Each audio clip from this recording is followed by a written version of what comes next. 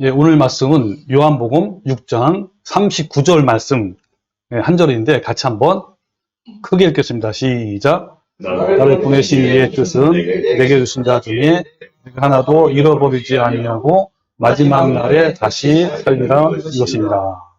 아멘. 네, 오늘 이 말씀까지 함께 나눔을 할 건데요. 오늘 말씀의 주제가 과연 뭘까요? 예.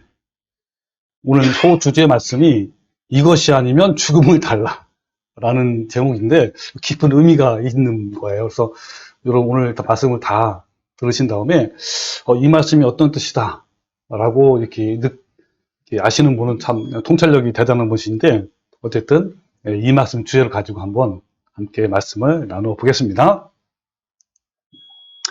여러분 한국 교회는요 이런 잘못된 교리라는 덫에 걸려서 올바른 복음을 잃어버렸기 때문에 더 이상 세상과 죄를 이기는 그런 교회가 될 수 없게 되었습니다. 또한 잘못된 교리는요, 세상과 죄와의 전쟁에서 무장해제를 시켰고 안락과 안일 속에 빠지게 하였어요. 이 누룩으로 변질된 가짜 복음은 정말 무서운 결과를 낳았습니다. 그래서 요즘 교회는 보면요, 온갖 흥미와 재미를 유발하는 프로그램으로 막 채워지고 각종 모임과 동호회 또 놀이 문화 같은 것이 많이 있어요. 그리고 교회 강단에서는 하나님 말씀은 사라지는 대신에 정치와 경제, 심리학, 각종 철학의 경연장 이런 것으로 아주 변질된 지 오래돼서요. 이런 결과로 한국 교회는 이 WCC나 신사도 운동, 번영신학 등 이 잘못된 누룩이 온덩이에 퍼졌단 말이에요. 누룩이 순식간에 퍼져나가는 것처럼 이 시대의 거짓 복음은 순식간에 한국 교회의 강단을 점령했어요. 자, 그 점령한 것이 바로 제가 5가지 정도로 만들었습니다. 자, 칼빈주의 예정론에 취했고요. 성공주의, 번영주의, 기복주의에 또 취했고 방언기도나 은사주의, 신사도 운동, 그 다음에 WCC, 그 다음에 5번째 기타로는 무천년주의나 해방신학 이런 것으로 온통 여기에 물들지 않는 그런 교회가 없을 정도로 이렇게 되어 있단 말이에요. 그래서 요즘에 제가 1번, 첫 번째죠. 칼빈주의의 예정론에 대해서 같이 함께 알아보고 있는 중입니다. 그 칼빈주의의 5대 교리는 자, 1번부터 5번까지 있는데 오늘은 성도의 궁극적인 견인에 대해서 같이 알아보려고 해요. 과연 이 교리가 올바른지 아니면 거짓인지 밝혀내려고 합니다. 이 궁극적이라는 말이 뭐냐면 최종적으로 이런 뜻이에요. 그리고 견인이라는 것은 뭐예요? 끌어서 막 당긴다 라는 의미로 그 의미는 제가 여기서 본 것처럼 이런 거예요. 그러니까 불가항력적으로 주어진 은혜를 받은 택한 자들은 결코 구원이 상실되지 아니한다. 한마디로 하면 한 번 선택받은 구원은 영원하다 라는 것이 바로 성도의 궁극적 견인이라는 의미를 말합니다. 현재 한국 교회의 대부분 교단에서 가르치는 구원의 교리는 바로 성도의 궁극적 견인으로 통일돼서요. 무슨 말이냐면 감리교는 요한 웨슬레로부터 나온 그런 교리 아닙니까? 근데 그런 거 다 무시하고 감리교든 장로교든 성결교든 모든 대부분 교회가 바로 이 성도의 궁극적인 견인이라는 한마디로 말하면 한 번 구원은 영원하다라는 이 교리에 다 똑같아요. 근데 여기다 하나 플러스가 뭐냐면 이 종교적 행위가 들어갔어요. 그러니까 한 번 구원은 영원하다라고 하다 보니까 교인들이 나는 구원받았어, 선택받았어 하니까 전도도 안 하죠. 막 이러니까 헌금도 잘 안 내죠. 여기다가 그래서 어떤 종교적 행위를 열심히 해야 된다. 이걸 계속 강조하는 거예요. 그래야 상급도 쌓이고 이 세상에 축복받고 이런 걸로 이제 한단 말이에요. 그래서 어떤 것들이 이제 공통적으로 가르치냐면 바로 성도의 궁극적인 견인에서 나온 그 말들이 이런 말들이에요. 인간은 원죄를 갖고 있기 때문에 죄인이기 때문에 어쩔 수 없이 죄를 지을 수밖에 없다. 그래서 하나님이 다 해놓으셨다. 우리는 믿기만 하면 된다. 한 번 구원은 영원하다. 과거, 현재, 미래 죄도 예수님 피로 다 용서했다. 어떤 죄를 지어도 우리는 천국을 따놓는 당상이다. 나는 지옥에 가고 싶어도 못 간다. 등등. 이런 것들이 전부 다 여기 있는 그 성도의 궁극적인 견인에서 나온 그런 말들이란 말이에요. 과연 이런 것들이 성경적인지 아닌지 오늘 같이 함께 알아보려고 합니다. 여러분 어떠신가요? 정말 편안하고 듣기 좋은 복음이 아닌가요? 그래서 칼빈주의에 깊이 빠진 어느 목사님은, 제가 알고 있는 목사님이에요. 자신은 지옥에 가고 싶어도 못 가고 갈래야 갈 수 없다 라고 아주 당당하게 자랑삼아 얘기해요. 자, 그렇다면 이 칼빈주의자들이 궁극적인 견인을 지지하는, 또 증명하는 성경 구절이 무엇일까요? 정말 성경에 이런 말씀이 있을까요? 우리는 오늘부터 이것이 성도의 견인을 교리를 말하는 성경 구절이다라는 칼빈주의자들이 주장하는 성경 구절 5가지를 5주 동안에 한 달 정도 됩니다. 살펴볼 거예요. 자, 첫 번째로 어떤 걸 살펴보냐면, 여기 있는 것처럼 오늘 본문 말씀이죠. 요한복음 6장 39절. 나를 보내신 이의 뜻은 내게 주신 자 중에, 이 나를 보내신 이가 누구죠? 그죠? 하나님의 뜻은 그러죠. 하나님의 뜻은 내게 주신 자, 내게가 누구죠? 그 예수님에게 주신 자 중에 내가 하나도 잃어버리지 아니하고 마지막 날에 다시 살리는 이것이니라 라고, 이 말씀을 이 칼빈주의자들이 어떻게 해석하냐면, 내게 주신 자를 이렇게 해석을 하는 거예요. 창세전에 구원받기로 선택된 자, 이렇게 이제 해석을 하고요. 그 다음에 하나도 잃어버리지 아니하고 마지막 날에 다시 살리는 이것이니라. 자, 이 말씀을 하나님이 선택한 모든 자들은 어떻게 해서든지 마지막 날까지 붙드셔서 다시 부활시킨다라는 거예요. 결론이 뭐냐면, 다시 정리하면 이런 겁니다.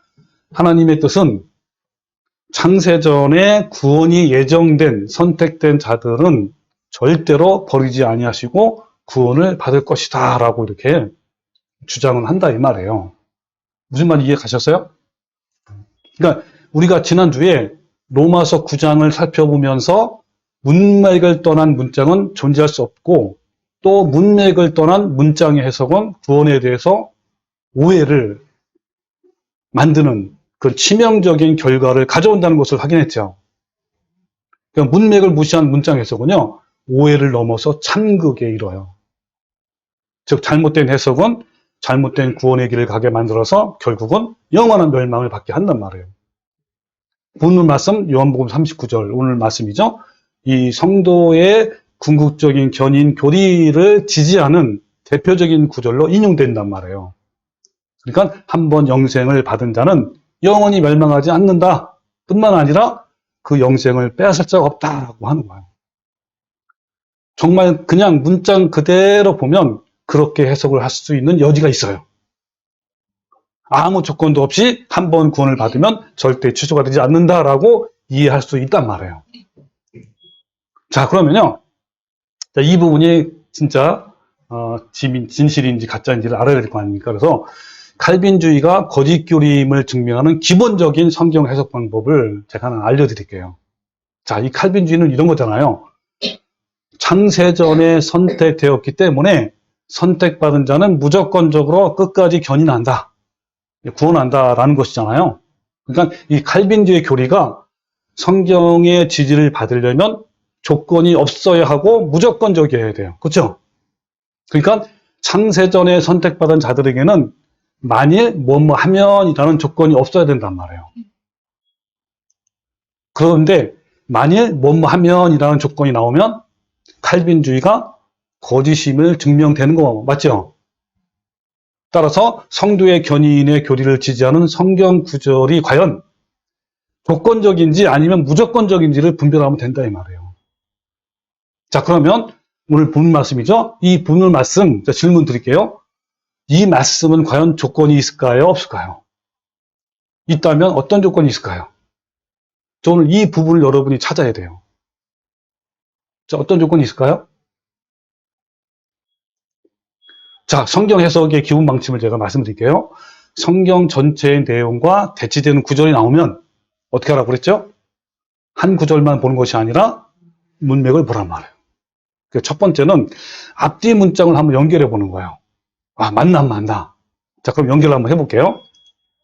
자, 앞에 있는 구절이 뭐냐면 37절에 이런 말씀이 나와요. 내게 오는 자는 내가 결코 내쫓지 아니하리라.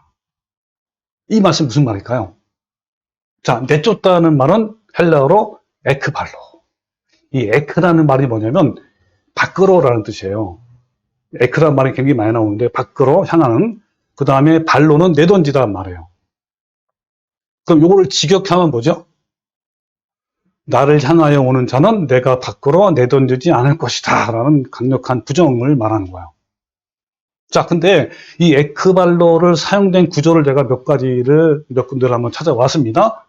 자, 어떻게 사용되냐면 마태복음 22장 13절을 보면 임금이 사환들에게 말하되 그 손발을 묶고 바깥 어두운 데 내던지라. 이 내던지다가 이제 바로 에크발로예요.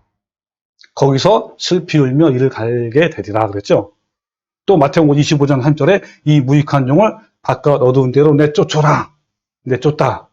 거기서 슬피 울며 이를 갈미쓰리라. 자, 그럼 여기서 어두운 데 내쫓으라는데 어두운 데가 어디죠? 지옥. 예, 맞습니다. 이 내쫓다, 내던지자는요, 바로 둘째 사망, 지옥을 의미하는 거예요. 자, 그러면 우리 아까 본문 말씀을 한번, 아까 본 말씀 위에 있는 말씀이죠? 즉 37절 말씀을 한번 해석을 하면 어떨까요?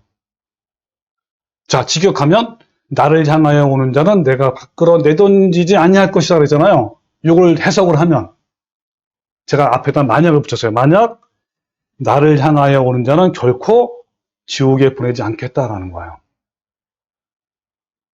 자, 그럼 여기서는 아까 제가 어떤 질문 드렸냐면 조건이 있냐 없냐 물어봤잖아요. 자, 그러면 이 30절 말씀에 조건이 있어 없어요? 있단 말이에요.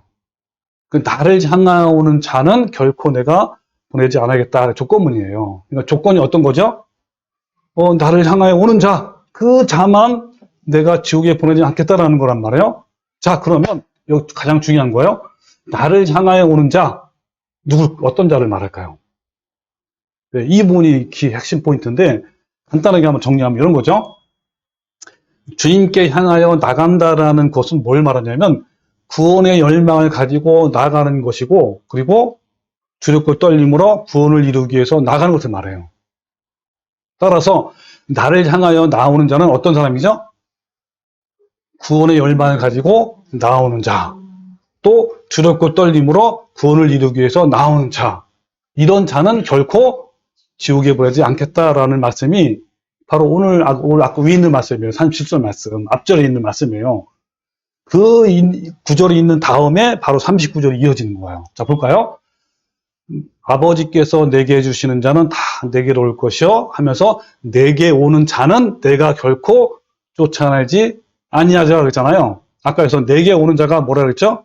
조건이란 말이에요. 나를 향하여 오는 자고 구원의 열망을 가지고 오는 자고 주력과 떨림으로 구원을 이뤄가는 나오는 자란 말이에요. 이런 자는 결코 지옥에 보내지 않겠다라는 거 아닙니까? 그러면서 내가 하늘에서 내려온 것은 내 뜻을 행하려 함이 아니요 나를 보내신 이의 뜻을 행하려 함이라. 그러면서 오늘 본 말씀 39절이에요. 그러면서 나를 보내신 이의 뜻은, 하나님의 뜻은 내게 주신 자 중에 내가 하나도 잃어버리지 아니하고 마지막 날에 다시 살리는 것이라 그러잖아요. 여기서 내게 주신 자는 어떤 자죠? 아까 위에서 말한 내게 오는 자 같은 거예요. 즉 나를 향하여 오는 자 같은 말이란 말이에요. 자, 그러면 39절을 한번 해석해 보세요.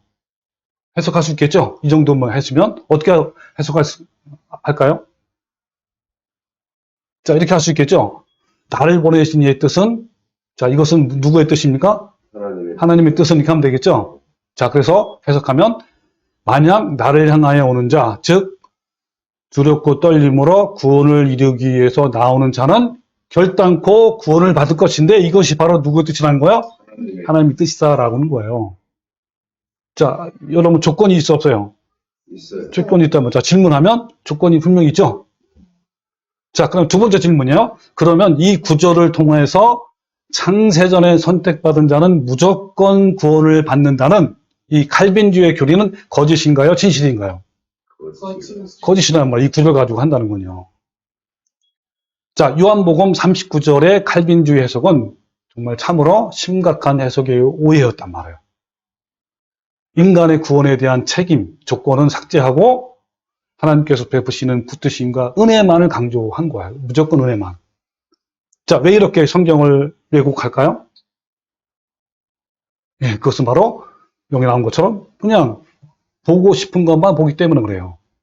이 사람이 편향적인 게 굉장히 커요. 정치도 마찬가지예요. 보고 싶은 것만 보게 돼 있단 말이에요. 그러니까 하나님의 은혜만 있고 인간의 책임은 빠진 이 왜곡된 성경 해석 때문에 오늘도 한 번 그런 영원하다라는 걸 찬양하면서 세상 사람들과 동일한 삶을 살거나 더 악하게 사는 교인들이 너무나 많아요. 참 안타까운 일이란 말이에요. 자, 이제 한 번 더 깊숙이 더 들어가 봅시다.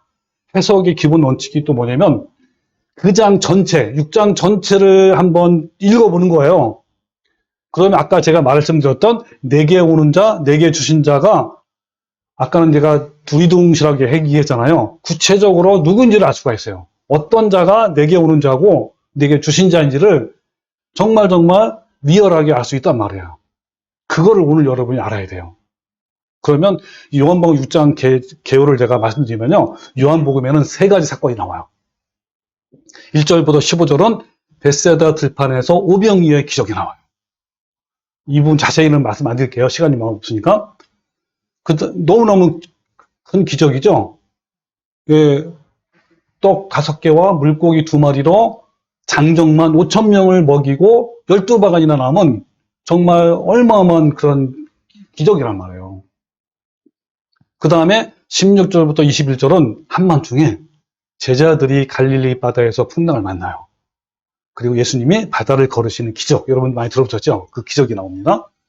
그리고 26절부터 71절은 그 다음날 예수님이 군중들과 제자들에게 오병이어에 대한 표적의 의미를 설명하는 거예요. 그 설명하는 중에 오늘 본문 말씀이 나온단 말이에요. 자, 그러면 요한복음 6장 1절 15절은 아까 뭐라 그랬죠? 예, 오병이어의 표적에 대한 내용이 나오잖아요.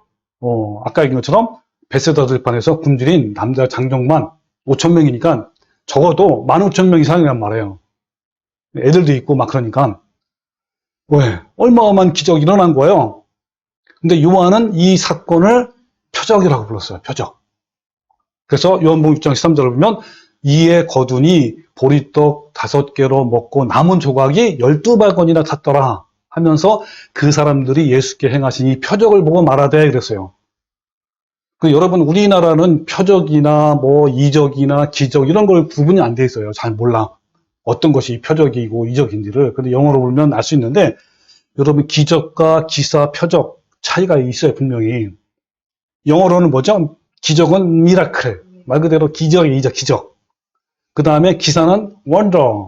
여러분 원더풀 할 때 뭐죠? 놀랍다. 그런 거잖아요. 감정을 표현하는 거예요. 그죠? 그 다음에 표적은 사인. 헬러어로는 세미온이에요. 저 사람이 무슨 사인 하는 거지? 이런 사인이 할 때 그런 거 아닙니까? 그래서 이거를 제가 말씀드리면요. 기적이 뭐냐면 일어나는 그 사건의 초자연성을 말하는 단어인데 얼마나 초자연적이고 놀라운 일이 일어나는가에 대한 의미예요. 그 다음에 기사. 놀라는 거죠. 그러니까 그 사건을 바라보는 사람들의 놀라운 반응을 표현하는 단어란 말이에요. 그리고 표적이 중요합니다. 세미온, 사인. 그 사건이 나타내려고 하고자 하는 진정한 메시지가 뭐냐라는 것이 바로 표적이에요. 자, 그러면 오병이어 사건을 가지고 한번 적용해 보세요. 기적이 뭐고 기사가 뭐고 표적이 뭔지. 자, 기적이 뭐죠? 그 말 그대로 그죠? 오병이어 사건 아닙니까? 놀라운 초자연적인 일, 그 사건이 바로 기적이잖아요. 그 다음에 기사는 뭐죠? 예, 놀라운 기적으로 떡과 물고기를 먹은 사람들이 놀라는 거야. 우와, 너무너무 놀랐다. 세상에 어떻게 이럴 수가 있느냐? 그 2마리 물고기와 떡 5개로 5,000명 이상을 먹였는 그 놀라운 거 반응한 거야. 아마 그들은 먹으면서도 막 놀랬을 거예요. 야, 이거는 진짜 천지개벽할 일이다 하면서 와 하면서 그냥 어마어마하게 놀랐을 거란 말이에요. 그 다음에 표적은 뭐야? 이 사건이 말하고 있는 감추어진 메시지가 있어. 메시지. 본문 말씀 이 안에 있단 말이에요. 자, 그러면요. 표적의 의미를 우리가 좀 알기 위해서 25절부터 한번 볼게요. 이 랍비여 언제 여기 오십니까? 라고 했잖아요. 그러니까 뭐냐면 군중들이 이제 온 거예요. 왜냐면 그 전날에 어마어마한 사건의 기적을 맛봤잖아요. 야, 그래가지고 너무너무 놀랐어요. 야, 저 예수님이 아니 되면 됐다, 끝났다, 이제. 우리 먹을 문제는 끝났어. 왜냐하면, 뭐, 어마어마한 기적이지 않습니까? 그래가지고, 예수님, 그 다음날 예수님 막 찾은 거예요. 도대체 어디 있지? 막 여기 가고 저기 가고, 막 배를 타고 막 갈릴리 바다에서 온 거예요. 그래서 와가지고, 이제 예수님 만나서 얼마나 반가워요. 예수님 여기 있다! 드디어 찾던 분이 여기 있네! 예수님이 막 따라왔단 말이에요. 계속 추적하면서. 그래가지고 하시는 말씀이 뭐냐면, 선생님, 랍비요, 선생님, 언제 여기 오셨습니까? 라고 한 거예요. 그러니까 예수님이 뭐라 그랬어요? 너희가 나를 찾는 것은 표적을 본 까닭이 아니요. 떡을 먹고 배부른 까닭이로다. 라고 하면서 썩을 양식을 위하여 일하지 말고 영생하도록 있는 양식을 위하여 하라. 그랬어요. 그러니까 이 사람들은 정말 예수님을 통해서 영적인 생명을, 영생을 구하러 온 것이 아니라 뭘 하러 온 거예요? 떡을 먹기 위해서, 이 세상에 먹는 걸 위해서, 먹고 마시는 거 아닙니까? 그걸 위해서 왔단 말이에요. 그래가지고 예수님을, 그때 당시에 첫날에요, 예수님을 억지로 잡아다가 임금을 삼으려 했단 말이에요. 네, 그 정도로 지금 따라온 거예요, 애들은. 그러니까 뭐냐면, 너네들 지금 나를 온 것은 그것 때문에 온 것이 아니냐 하면서 뭐라 그랬죠? 썩을 양식을 위해서 일하지 말라. 영생하도록 있는 양식을 위해서 하라 말씀하는 거예요. 그러면서 아까 그들은 뭐냐면 군중들이라고 부를게요. 무리들. 예수님을 믿고 따르기 위해서 온 사람들이에요. 자, 뭐라고 물어보냐면, 그러면 우리가 보고 당신을 믿도록 행하시는 표적이 무엇입니까? 하시는 일이 무엇이니까? 기록된 바 하늘에서 그들에게 떡을 주어 먹게 하였다 함과 같이 우리 조상들은 광야에서 만나를 먹었나이다. 이게 무슨 말이죠? 우리 조상들은 광야 40년 동안 뭘 먹죠? 만나를 먹었어요, 만나. 그 얘기를 하는 거야. 만나를 먹었습니다. 하늘에서 내려진 만나를 먹었습니다. 라고 한 거예요. 그러니까 뭐라 그랬죠? 예수께서 이르시되, 내가 진실로 너희에게 이르노니, 모세가 너희에게 하늘로부터 떡을 준 것이 아니라, 내 아버지께서 너희에게 하늘로부터 참떡을 주시나니, 하나님의 떡은 하늘에서 내려 세상에 생명을 주는 것이라. 그러니까, 모세가 주는 떡은 하늘에서 준 떡이 아니다. 왜냐면 그 떡을 먹고 다 죽었잖아요. 그죠? 진짜 떡, 여기 참떡. 참떡도 하나님의 떡이잖아. 참떡, 하나님의 떡은 바로 하늘로부터 내려온 진짜 떡이다. 무슨 떡이요? 생명. 여기 생명은 뭐냐면 여기서 우리가 사는 목숨이 아니라 영원한 영생이란 말이에요. 자, 그러면서 그들이 이르되 주여, 그러니까 뭐래요? 주여, 이 떡을 항상 우리에게 주소서. 그런 거예요. 그러니까 예수님이 뭐라 그랬죠? 나는 생명의 떡이다. 그러면서 내게 오는 자는 결코 줄이지 아니할 터이요 나를 믿는 자는 영원히 목마르지 아니할 것이다. 그러니까 달라고 한 거예요. 그 생명의 떡이 뭔지. 그러니까 예수님이 내가 바로 생명의 떡이다. 이 말은 무슨 말이죠? 나를 먹어라는 뜻이 아닙니까? 내가 생명의 떡이야. 예수님이 나를 먹어라. 그게 나중에 나와요. 자, 그러면서 뭐라 그랬죠? 그러나 내가 너희가 군중들이에요. 너희에게 이르기를 너희는 나를 보고도 믿지 아니하는도다 하였느니라. 이렇게 한 거예요. 그 다음에 뭐라냐면 48절에 내가 곧 생명의 떡이니라. 또 얘기죠. 또 떡이래요. 그러면서 너희 조상들은 광야에서 만나를 먹었어도 죽거니와 이는 하늘에서 내려온 떡이니 사람으로 하여금 먹고 죽지 아니하게 하는 것이니라. 그러니까 생명의 떡은 죽지 않는단 말이에요. 나는 하늘에서 내려온 살아있는 떡이다. 그랬어요. 또 떡이래, 살아있는 떡. 그러면서 사람이 이 떡을 먹으면 영생하리라. 내가 줄 떡은 곧 세상의 생명을 위한 내 살이니라. 그랬어요. 내 살이 바로 내 떡이란 말이에요. 여러분 이해되십니까? 무슨 말인지? 계속 이렇게 말씀하세요. 그 다음에 54절에 뭐냐면 내 살을 먹고 내 피를 마시는 자는 영생을 가졌고, 시중 나오죠? 내 살을 먹으래. 예수님이 살을 먹으라고. 내 피를 마시라는 거예요.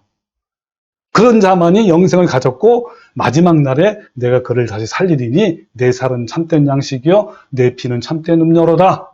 내 살을 먹고 내 피를 마시는 자는 내 안에 거하고 나도 그 안에 거하나니. 자, 이렇게 말씀을 하는 거예요. 자, 그럼 여기서 여러분, 자, 표적을 통하여 말씀하시려고 하는 메시지는 뭐죠? 간단히 제가 쓴 거예요, 여기.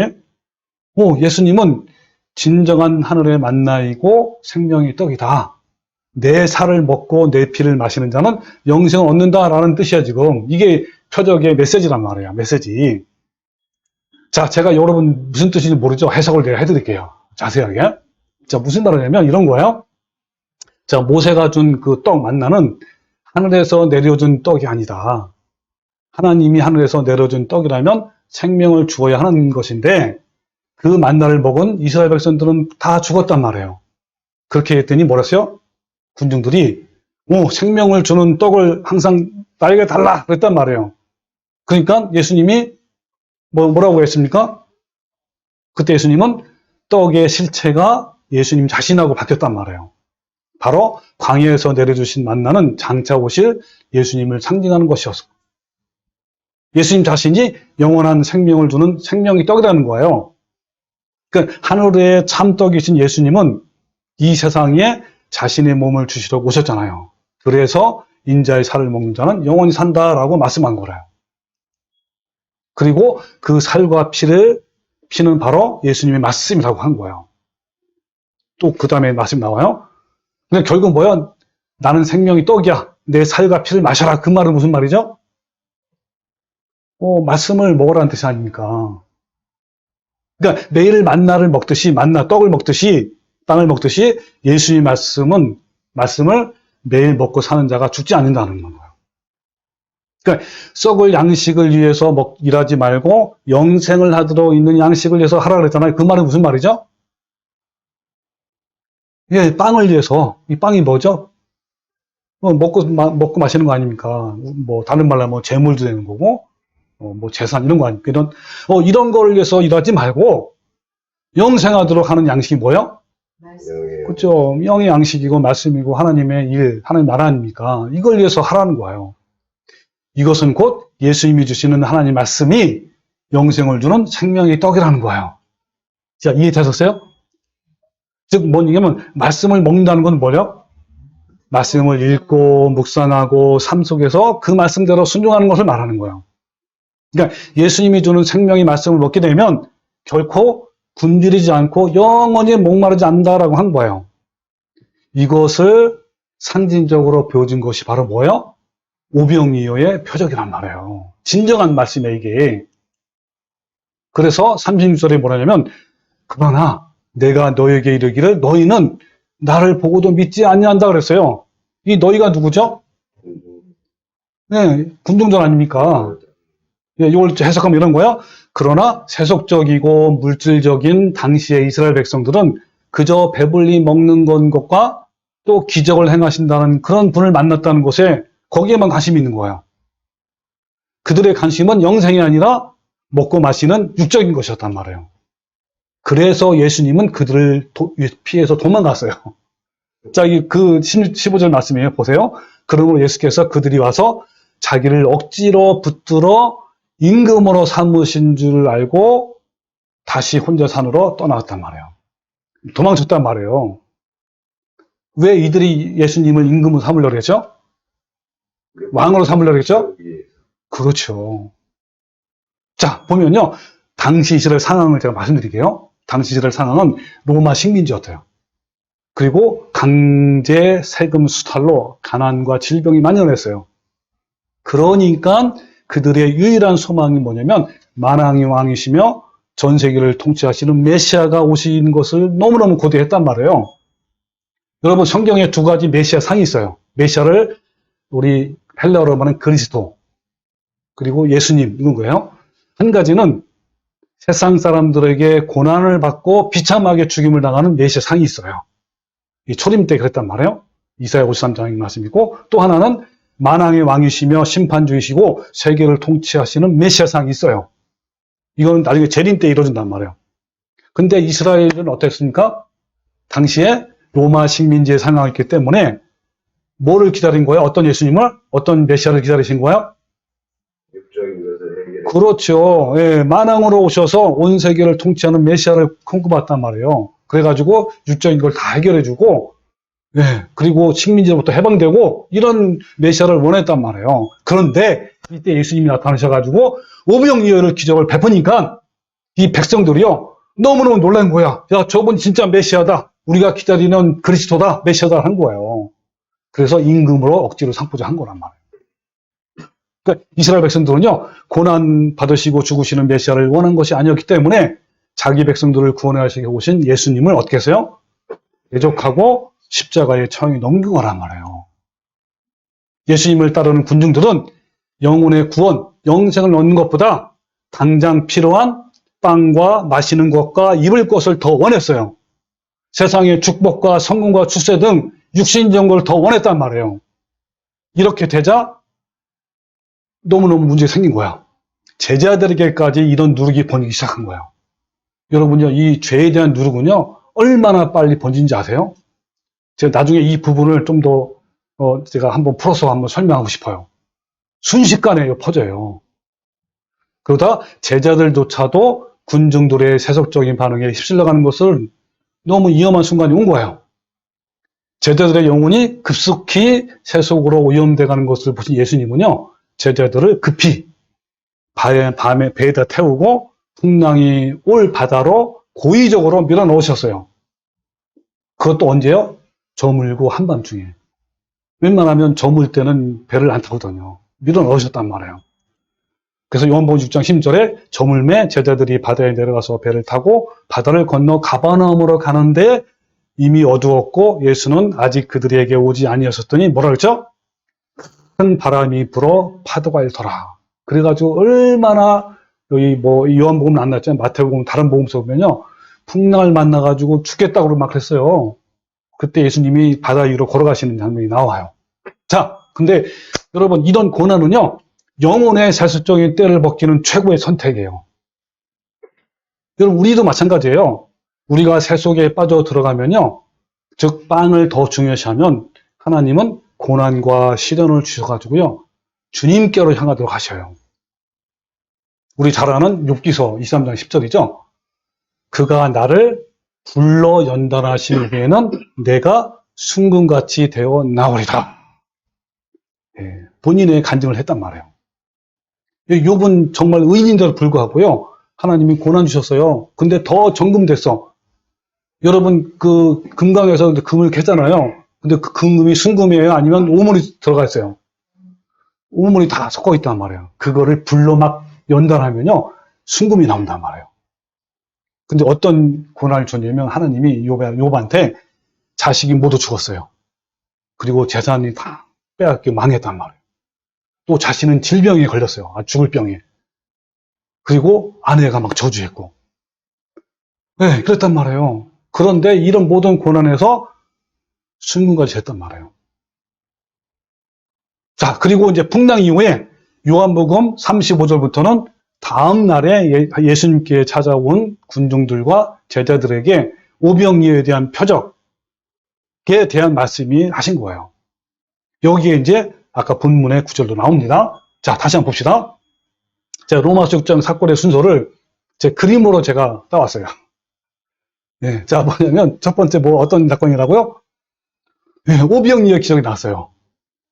사람들이 5,000명, 장정만 5,000명이에요. 너무너무 놀래가지고 진짜 메시아가 나타났다. 우리를 구원할 자, 우리를 해방하는 자, 우리 빵으로부터 해방, 이런 사람이 나타났단 말이에요. 그래가지고 온 순식간에 제자들한테도 이제 막 억지로 임금을 삼으려고 했단 말이에요. 제자들한테도 어떻게 했다고요? 막 누룩이 번져요. 그래가지고 예수님이 어떻게 했다고요? 그들을 배를 타고 밀어넣었단 말이에요. 갈릴리 바다로. 그래, 풍랑을 만났어요. 네. 그리고 이제 그 다음날에 이제 아까 5,000명, 장정중 5,000명은 다 오지 않았지만 많은 무리들이요, 예수님을 찾아온 거예요. 왜? 뭐가 생각나서? 빵이 빵. 먹고 마시는 거. 그거를 좀 해결을 받기 위해서 예수님을 막 따라왔어요. 여기도 가고 저기도 가고 찾아내서 하시는 말씀이 아까 그 얘기 했단 말이에요. 자, 그래가지고요. 자, 그러면요. 제가 좀 질문 한번 들어볼게요. 내게 오는 자, 나를 믿는 자, 내게 주시는 자, 내게 오는 자. 여러분, 구체적으로 어떤 사람일까요? 오늘 말씀에서. 여러분, 이 대답을 찾으셨어요? 어떤 자들이 바로 내게 오는 자죠? 맞습니다. 네. 자, 해설을 제가 또 쉽게 해줄게요. 자, 수많은 군중들이, 야, 오병이어를 먹었어요. 그리고 그들은 흥분하기 시작했단 말이에요. 왜냐하면, 기적을 일으키는 예수님을 붙들기만 하면, 먹을 것과 행복이 보장되고, 로마 식민지로부터 해방된다는 생각 때문이었어요. 주님은 세속화된 군중들에게 황급히 빠져나오시고, 그리고 세속과 물결에 휩싸여가는 제자들을 분리시키고요. 그리고 제자들을 저녁과 한밤중에 고의적으로 풍랑에 넣었단 말이에요. 세속화의 욕망을 고난으로 밀어내시는 의도였단 말이에요. 그 다음날 다시 주님이 말씀하신 거예요. 군중들한테 뭐라냐면 예수님께서 이르시되 나는 생명의 떡이니 내게 오는 자는 결코 줄이지 아니할 터이요 나를 믿는 자는 영원히 목마르지 아니하리라. 그러나 내가 너희에게 이르기를 너희는 나를 보고도 믿지 아니하는도다 하느니라.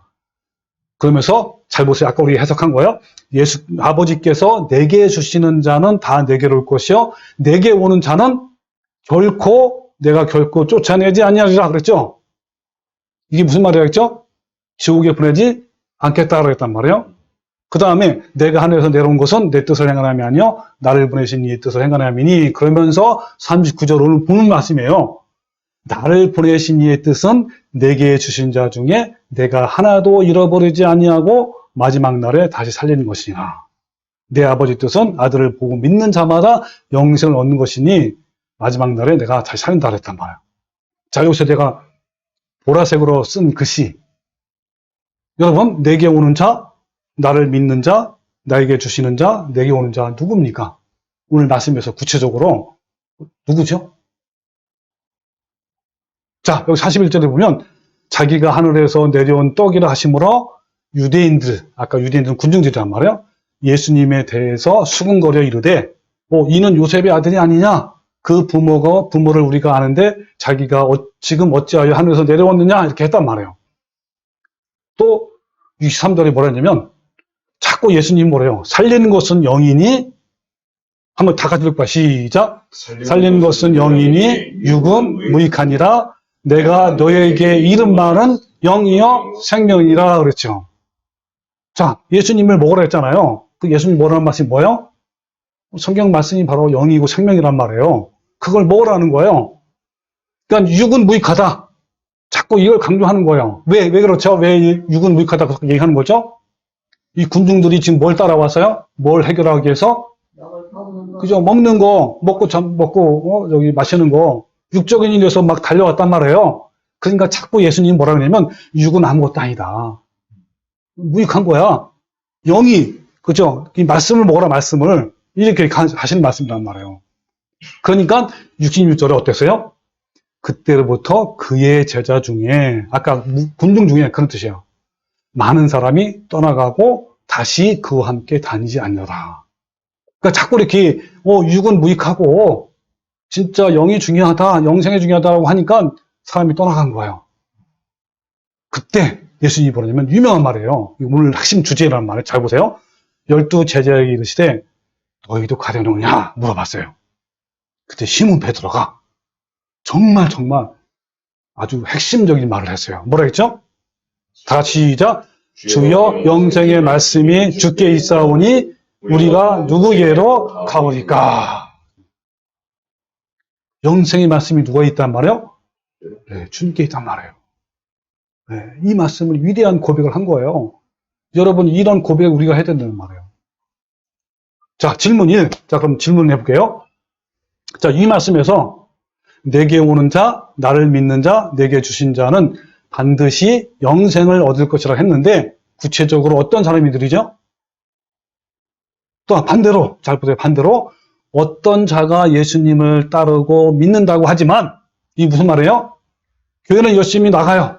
그렇지만 영생을 얻지 못하고 밖으로 내던져질 거라고 말씀했습니까? 어떤 자가? 자, 그러면 봅시다. 정답을 제가 드리면요. 많은 군중들이 나에게 예수님께로 오지만 내게 오는 자, 나를 믿는다, 내게 주신 자, 곧 뭐예요? 구체적으로 말하면 영적인 것이에요. 영생, 영혼의 구원, 생명의 말씀이 필요해서 나오는 자. 또 두렵고 떨림으로 그 영생을 이루는 자는 결코 밖으로 내버리지 않겠다라고 하는 거예요. 예. 자, 그 다음에 반대로 예수님은 그런 자를, 앞에 있는 자를 결코 잃어버리지 않을 것이고, 결코 지옥에 보내지 않고, 마지막 날에 살린 날, 반드시.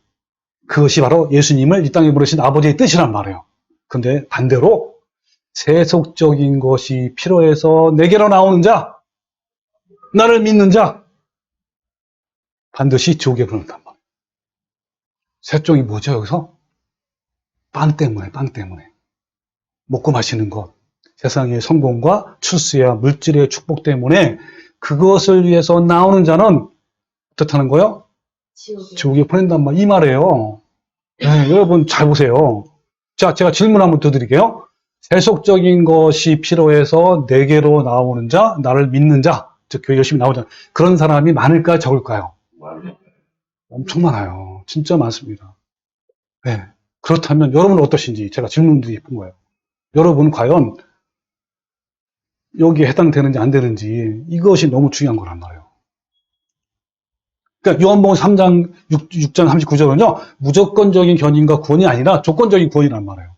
개인의 구원에 있어서는 철저히 조건적이에요. 그러니까 요한복음 6장 39절은 영생에 받을 자의 조건은 뭐였죠? 먹고 마시는 세상적이고 육적인 일을 추구하는 자가 아니라 영적인 것에 관심을 가지고 생명의 말씀을 통해서 두렵고 떨림으로 영생을 이뤄가는 자란 말이에요. 이러한 자는 결코 내쫓지 아니한다라는 조건문이에요. 근데 반대로 세속적인 것을 추구하며 나아가는 자는 밖으로 집어 던질 것이고 지옥으로 보낼 것이다라는 조건문이란 말이에요. 다시 한번 질문합니다. 여러분은 어떠신가요? 여러분은 세속적이고 육적인 먹고 사는 문제, 성공과 출세와 축복을 추구합니까? 아니면 생명의 말씀을 통하여 두렵고 떨림으로 구원을 이뤄가는 자입니까? 교회는 열심히 다니면서 세상에서 성공하고 출세하고 물질의 복을 받고 안락하고 편안한 삶을 추구한다면 여러분 어떻게 될까요? 여기서 추구한다는 말은 뭐냐면 가치를 둔다는 말이에요. 그러니까 썩을 양식과 썩지 아니할 양식 중에 어디에 더 가치를 두는가라는 것이 이 문제란 말이에요. 참 성도는요, 이 땅의 것과 하늘의 것을 동시에 추구할 수가 없어요. 예수님이 뭐라냐면 하나님과 재물을 겸하여 섬길 수 없다라고 분명히 말씀했어요. 여러분, 둘 중에 하나는 포기할 때가 종종 있어요. 근데 괜히 둘 다 얻으려고 하다가 모두 얻지 못하고 더 불행한 삶을 살 수가 있어요. 마치 라오디게아 교회처럼요. 뜨겁지도 아니하고 차갑지도 아니하여 토하여 내침을 당한다는 말이에요. 같이 말씀 볼까요? 자, 마태복음 6장 24절 다 같이 시작. 한 사람이 두 주인을 섬기지 못할 것이니 혹 이를 미워하고 저를 사랑하거나 혹 이를 중히 여기고 저를 경히 여김이라 너희가 하나님과 재물을 겸하여 섬기지 못하리라. 네, 안 된단 말이에요. 자, 근데 겸하여 섬기는 자가 누구냐면 라오디게아예요. 자, 뭐라 했냐면 내가 내 행위를 아노니 내가 차지도 아니하고 뜨겁지도 아니하도다. 내가 차든지 뜨겁든지 하기를 원하노라. 내가 이같이 미지근하여서 뜨겁지도 아니하고 차지도 아니하니 내 입에서 너를 토해버리라. 예, 하나님이 구토를 일으킬 정도로 토해버린단 말이에요. 가장 싫어하는 것이 그러니까 교회는 나가면서 믿는다 하면서 한 발들은 어디 걸치는 거야? 세상에 걸친단 말이에요. 이런 사람들이 얼마나 많은지. 네. 여러분, 재물을 겸하여 섬긴다는 것은 무슨 말이죠? 네, 교회 열심히 다니면서 하나님보다 재물을 추구하는 삶에 더 가치를 두고 산다는 걸 말하는 거예요. 그러니까 하나님과 재물은 절대로 겸하여 섬길 수가 없어요. 우리는 둘 중에 하나를 선택해야만 하는 상황이 생기면 재물을 얻는 것보다 하나님 나라를 구하는 일을 선택해야 돼요. 여러분, 돈을 사랑하는 신이 있어요. 그걸 뭐라 그러죠? 세 글자라면 만몬신. 근데 여러분, 모든 신 중에요, 만몬신이 우리를 지옥으로 이끄는 가장 강력한 신이에요. 사람의 마음을 가장 강력하게 유혹하는 것이 만몬신이란 말이에요. 세상뿐만 아니라 교인들에게도 만몬신은 가장 추앙을 받고 있어요. 이 만몬신이 얼마나 강력하면 성경에서 하나님과 재물 중에 둘 중에 하나를 섬기라는 거예요. 얼마나 값어치가 있으면 세상 사람들이 그만큼 이렇게 표현한 거란 말이에요. 예수님이. 그만큼 이 물질의 가치를 두는 사람이 너무나 많단 말이에요. 하나님보다. 여러분 가난한 사람은 어떤지 아세요? 빚에 쪼들리고 그런 사람은요. 그 가난을 극복하기 위해서 하나님보다 만몬을 더 사랑해요. 어떤 거냐면 하나님의 말씀을 순종하는 것과 재물에 관련된 것 중에 어느 하나를 선택하는 상황이 오면 어때요? 돈을 따라가요. 돈을 따라가. 이걸 선택하지 않냐고 돈을 따라간단 말이에요. 그러면 부자가 되면 해방될까요? 여기서? 전혀 안 그래요. 여러분 돈을 사랑하는 욕심은요 끝이 없어요. 돈을 사랑하는 것에 빠지게 되면 아무리 부자가 되더라도 여전히 그는 둘 중에 하나를 선택하는 상황이 발생하면 하나님 대신에 돈을 선택하며 따라간단 말이에요.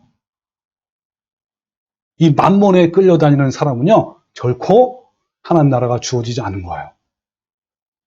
교회는 열심히 나가지만 재물을 겸하여 섬기기 때문에 하나님 백성이 절대로 될 수 없단 말이에요. 만몬신을 추구하는 교회는 천국 백성이 되는 것이 불가능해요. 자신이 현재 아무리 교회에 높은 직분을 가지고 있다 할지라도 열심히 교회 다니려고 하더라도 재물을 겸하여 섬기면 결단코 하나님 나라 합당치 않단 말이에요. 자, 성경을 볼까요? 요한일서 3장 15절 다 같이 시작. 이 세상이나 세상에 있는 것들을 사랑하지 말라. 누구든지 세상을 사랑하면 아버지의 사랑이 그 안에 있지 아니하니 이는 세상에 있는 모든 것이 육신의 정욕과 안목의 정욕과 이생의 자랑이니 다 아버지께로부터 온 것이 아니요 세상으로부터 온 것이라. 이 세상도 그 정욕도 지나가되 오직 하나님의 뜻을 행하는 자는 영원히 거하리라. 여러분 어떤 자가 버려지고 어떤 사람이 영원히 거합니까? 여러분 세상을 사랑하지 마십시오. 그러면요 하나님 사랑이 없는 거예요. 하나님 사랑한다면서 어떤 선택하는 순간에 이걸 안 따라가고 이걸 따라간단 말이에요. 선택한단 말이에요. 여기서 뭐 특별히 이생의 사랑이 자랑이나 뭐 재물을 많이 얻는 거를 자랑으로 섬기는 사람. 또 재물이 없으면 너무너무 창피하고 뭐 친척이나 친구 보기 너무 창피하고 이런 사람이 그래도 똑같은 거예요. 이생의 자랑으로 삼는 거란 말이에요. 네. 그거는 영원히 구하지 못한 거예요. 자, 또 볼까요? 디모데후서 6장 6절에 보면 제가 굉장히 많이 했는 건데요. 자족하는 마음이 있으면 경건은 큰 이익이 된다. 여러분 자족하는 마음이 너무너무 중요합니다. 자, 여기 보세요. 우리가 세상에 아무것도 가지고 온 것이 없음에 또한 아무것도 가지고 가지 못하리니 그러면서 우리가 먹을 것과 입을 것이 있은즉 족한 줄로 알 것이니라. 자, 노래 것이 다 같이 시작. 우리가 먹을 것과 입을 것이 있은즉 족한 줄로 알 것이니라. 여러분 이 말씀 명심하십시오. 자, 그다음 말씀 다 같이 시작. 구하려는 자들은 시험과 올무와 여러 가지 어리석고 해로운 욕심에 떨어지나니 곧 사람으로 말미암아 파멸과 멸망으로 빠지게 하는 것이라. 돈을 사랑함이 일만하게 뿌리가 되나니 이것을 탐내는 자들은 미혹을 받아 믿음에서 떠나 많은 근심으로써 자기를 찔렀도다. 예, 여러분 바로 이겁니다. 그래서 뭐냐면 예수님이 마태복음 6장 31절에 염려하지 말란 말이에요. 뭘 먹을까? 무엇을 마실까? 무엇을 입을까? 이것은 다 이방인이 구하는 거란 말이에요. 하나님 다 아신단 말이에요. 다 아셔. 근데 왜 자꾸 먹는 거와 입을 것만 거기 빠져가지고 구하고 거기를 추구한단 말이에요. 그런즉 너희는 먼저 그의 나라와 그 일을 구하라. 그리하면 이 모든 것을 다 주신단 말이에요. 여러분 걱정하지 말란 말이에요. 왜 자꾸 뭘만 추구합니까? 왜 여기에 매달리냔 말이에요. 자꾸. 예수님은 우리에게 재물을 섬기지 않고 또한 썩을 양식을 위하여 일하지 말고 영생하도록 있는 양식을 추구하라고 하셨는데 본문 말씀에는 구체적으로 어떻게 하라 했죠? 예, 그렇습니다. 생명의 떡이신 예수님의 살을 먹고 피를 마시라고 했어요. 그 말이 무슨 말이라고 했죠? 예, 하늘의 생명 양식인 말씀으로 살라는 거예요. 우리가 매일 음식을 먹어야 하는 것처럼 영의 양식인 말씀으로 살 때 재물을 섬기지 아니하고 하나님 나라와 그 의를 구하는 삶을 살 수가 있어요. 그래서 예수님이 뭐라고 말씀하셨냐면 이렇게 말씀하신 거예요. 마태복음 4장 4절 다 같이 시작. 예수께서 대답하여 이르시되 기록되었으되 사람이 떡으로만 살 것이 아니요 하나님의 입으로부터 나오는 모든 말씀으로 살 것이니라. 예, 마귀가요. 예수님이 40일 동안 굶주렸어. 근데 마귀가 뭘로 유혹했죠? 시험했죠? 예수님을? 떡을 만들라 그랬잖아요. 그러니까 예수님은 어떻게 했죠? 떡이 아니라 뭐를 살라고요? 말씀으로 살라, 말씀으로. 근데 사람이 어때요? 배고프면 뭐부터 찾게 되죠? 밥이나 떡을 위해서 막 그걸 구한단 말이에요. 그렇게 하지 말라는 거예요. 말씀으로 살라는 거예요. 그러면 어떻게 된다고요? 이 모든 것을 너에게 더해준단 말이에요. 이 믿음이 있어요, 믿음. 네. 그 다음에 요한복음 6장 20절 오늘 본 말씀이 있는 거예요. 썩을 양식을 위하여 이러지 말고 영생하도록 있는 양식을 위하여 하라 그랬잖아요. 여러분 썩을 양식을 위해서 일하지 마십시오. 추구하지 말란 말이에요. 물론 열심히 일해야 되지만 그걸 추구하지 말란 말이에요. 선택이 있을 때 어디를 선택해야 되는 거예요? 하나님 나라를 선택하는 거예요. 자, 또 요한복음 6장 63절에 살리는 것은 영이니 육은 무익하다. 그렇죠? 내가 너에게 이른 말, 즉 생명의 말씀이란 말, 영이요 생명인 거예요. 그래서 베드로가요. 정말 이런 고백한 거예요. 주여 영생의 말씀이 주께 있사오니 라고 한 거예요. 얼마나 위대한 말씀 아닙니까? 자, 그러면요. 자, 또 뭐라 했냐면요. 시편 1편 1절에 이런 말씀이 있어요. 복 있는 사람은, 진짜 복 있는 사람이 뭔지 아세요? 여기 보세요. 오직 여호와의 율법을 즐거워하여 그의 율법을 취하러 묵상하는 자로다. 이 묵상이란 말이 뭐냐면 말씀을 사는 거야. 사는 것까지 포함된 거예요. 그럼 그는 어떻죠? 복 있는 사람은? 이런 사람은 신학가에 심은 나무가 철을 따라 열매를 맺으며 그 잎사귀가 마르지 않은 같으니 그가 하는 모든 일이 다 형통하는 거예요. 그러나 악인들이 뭐죠? 예, 빵을 뜯는 사람들. 이런 사람들은요, 그렇지 아니하며 오직 바람에 나는 겨같도다. 바람이 불면요, 다 여러분 알고 온 건 그대로 떨어지지만요, 이 쭉정이는 다 날아가요. 환란과 핍박이 오면요, 다 날아간단 말이에요. 박해가 오면. 그러므로 악인들은 심판을 견디지 못하며 죄인들이 의인들의 모임에 들지 못하리로다. 무릇 의인들의 길은 여호와께서 인정하시나 악인들의 길은 망하리로다. 망할 수밖에 없어요. 왜? 선택하는 길에 있어서 하나님을 선택하지 않아. 이거 선택한단 말이에요. 이거를 세상적인 빵이나 먹을 걸 선택한단 말이에요. 그러니까 망하는 거예요. 당연히 안 망할 수가 없는 거죠. 여러분 말씀을 통해서 우리는 이 땅에 잠시 머물고 있는 나그네이고요. 외국인임을 알 수 있고요. 나그네의 마음과 소망은 오직 이 땅이 아니라 하나님 나라에 있음을 알게 되는 거예요. 달마다 하나님의 말씀을 묵상하는 사람은요. 이걸 뭐라고 하냐면 말씀의 사람이라고 그래요. 아까 시편 1편처럼 주여 묵상하는 사람이 바로 뭐예요? 말씀의 사람. 이런 사람은 이 땅에서의 향락과 재물에는 별 관심이 없어요. 그냥 현재 있는 것에 만족하고 그 상황에 맞게 감사하고 산단 말이에요. 질병에 걸려도요. 또 고통이 있고 죽는다 해도 괜찮은 거예요. 영원한 생명과 소망이 있기 때문에 오히려 감사할 수 있는 조건이 되는 거란 말이에요. 자신이 지금 재물 때문에 또 질병 때문에 불안해하고 마음이 뺏기고 있다면요. 그 사람은 말씀의 사람이 아니에요. 그 사람은 빨리 바꿔야 된단 말이에요. 아침에 일어나기 전에 먼저 성경을 읽고요. 묵상을 하고 기도하십시오. 그리고 묵상한 말씀을 삶 속에서 지키는 자가 되십시오.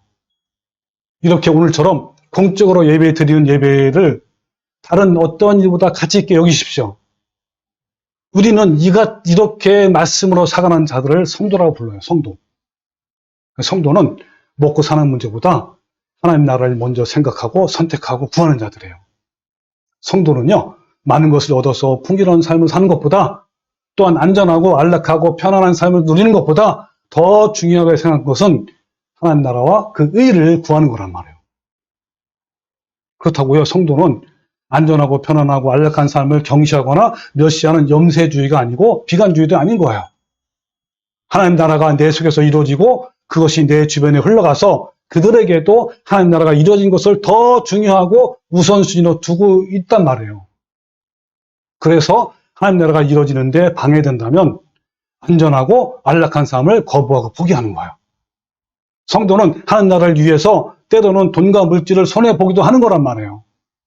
여러분은 어떠신가요? 이제 요한복음 6장 말씀을 이해할 수 있습니까? 결론적으로 보면 문맥 속에서 보면 어떻죠? 요한복음 6장 말씀은 결코 한 개인의 성도의 궁극적인 견인을 말씀하는 것이 아니에요. 하나님이 영생을 주는 자는 창세전에 무조건 선택받는 자가 아니라 생명의 말씀을 먹고 순종하는 삶은 자들이에요. 그런데 이 칼빈주의자들은 문맥을 무시한 문장 해석으로 잘못된 교리라는 틀을 만들고 그 만들어진 틀로 결국 불행한 결과를 초래했어요. 이와 같이 성경 해석에 우리는 심각한 결과를 초래해요. 여러분, 베레아 성도처럼 간절한 마음으로 말씀을 받고 이것이 그러한가 하여 날마다 성경을 상고하고 연구해서 내 것으로 만들어서 진리에 대한 칼날을 이해하고 갈고 그런 성도가 됩시다. 여러분의 칼날이 무뎌진다면 비진리와 사탄과의 싸움에서 패배가 날 거예요. 여러분 참 성도는 돈과 물질을 많이 얻는 것보다 내 속에 하나님 나라가 임하고 내 안에 성부 열매를 맺어가는 것에 더 가치를 둔단 말이에요. 여러분 우리는요 이 땅에 잠시 머물고 있는 나그네이며 외국인이에요. 나그네의 마음과 소망은 이 땅이 아니라 오직 하나님 나라에 있단 말이에요. 여러분 우리 모두 날마다 말씀을 읽고 묵상하고 지켜서 마침내 영생을 얻는 성도가 되시기를 주님의 이름으로 축원합니다. 아멘.